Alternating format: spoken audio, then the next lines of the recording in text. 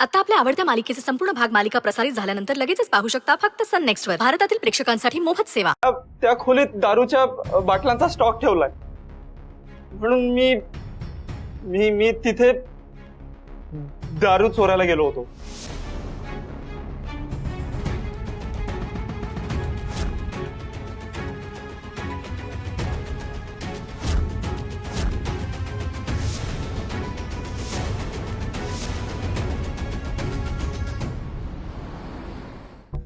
ए सुषमा, पाहुणे आलेत, जरा पाणी घे.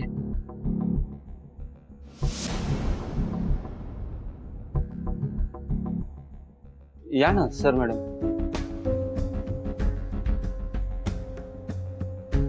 बसा.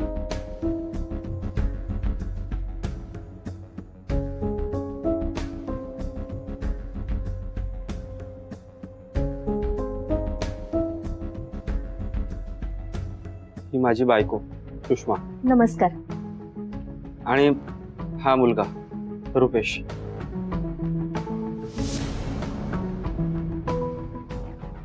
गेल्या 3 महिन्यापासून आजारी आहे.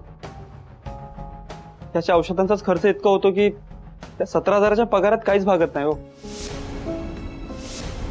म्हणून मी असं वरची कमाई करून त्याच्यासाठी पैसा गोळा करतो.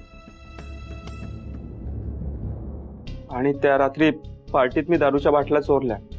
त्या विकून मी त्याच्यासाठी काही दिवसांच्या औषधा गोळ्या विकत घेतल्या. कारण ते पैसे माझ्यासाठी खूप जास्त होते. स्वानंदी मॅडम, तुम्हाला मी त्या दिवशी त्या रूम मध्ये बघितलं होतं. मला वाटलं की तुम्हाला दारू जास्त झाली आहे म्हणून तुम्ही तिथे झोपलायत. पण मी तुम्हाला काहीच बोललो नाही. पण मॅडम, तुम्ही जे काही बोललात तसं मी काही केलेलं नाहीये. मी खरं सांगतो. मी माझ्या मुलाची शपथ घेऊन सांगतो की मी तुम्ही जे बोललात मी तसं काहीही केलेलं नाहीये.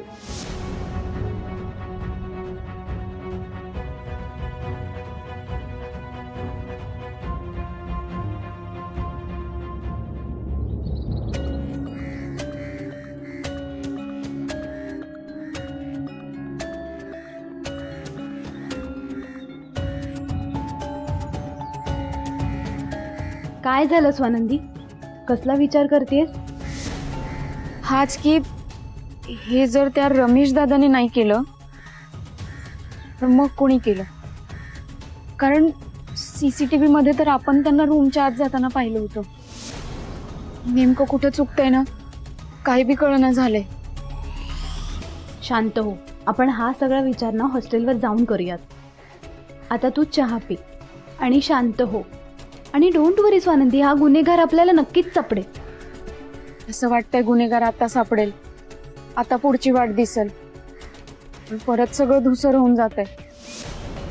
स्वानंदी, आपण हॉस्टेलला जाऊन ना ते फुटेज अजून एकदा नीट चेक करूयात. परवा आपण जरा घाईघाईतच पाहिलं.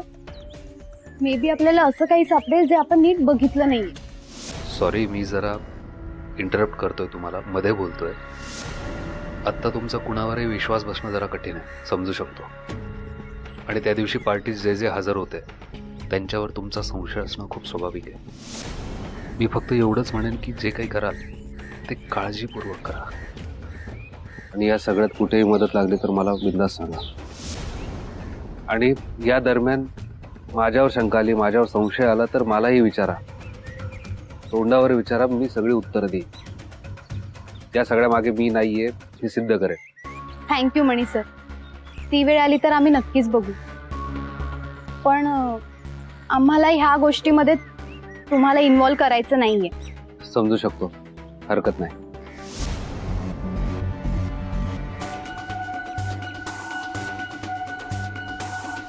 चल निघूयात. हो.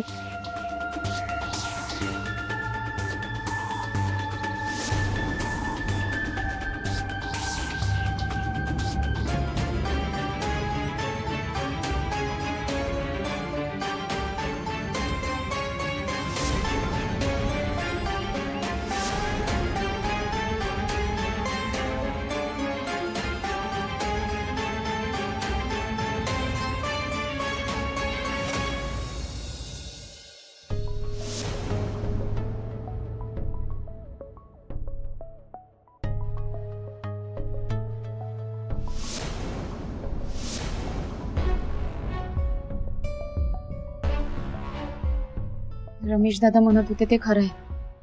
ते दारूच्या बाटल्या घ्यायलाच रूम मध्ये आले होते. आपण उगाच त्यांच्यावर संशय घेतला. नाही स्वानंदी, आपण उगाच संशय घेतलेला नाहीये. त्या कॉरिडॉरमध्ये असणाऱ्या तुझ्या रूमकडे जाणाऱ्या प्रत्येक व्यक्तीवर आपण संशय घेतला पाहिजे. त्यांना जाब विचारला पाहिजे. तेव्हाच आपण आपल्या खऱ्या गुन्हेगारापर्यंत पोहोचू. एक काम कर, मला जे खेचून घेऊन जात होते ना ते फुटेज लाव.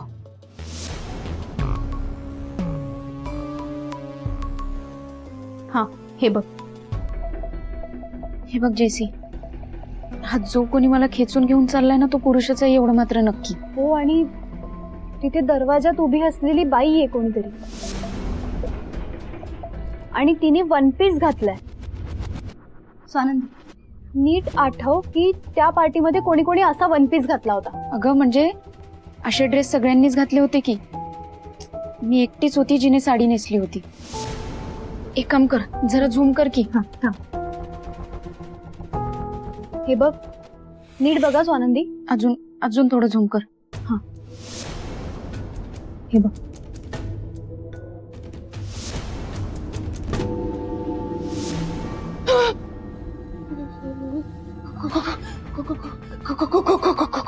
कोई है क्या? वार्डन मैडम,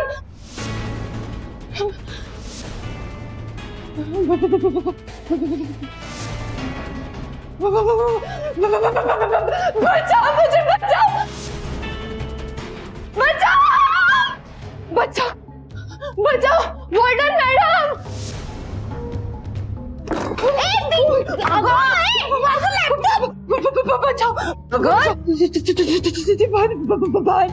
काय झालं? घाबरू नको, शांत शांत शांत.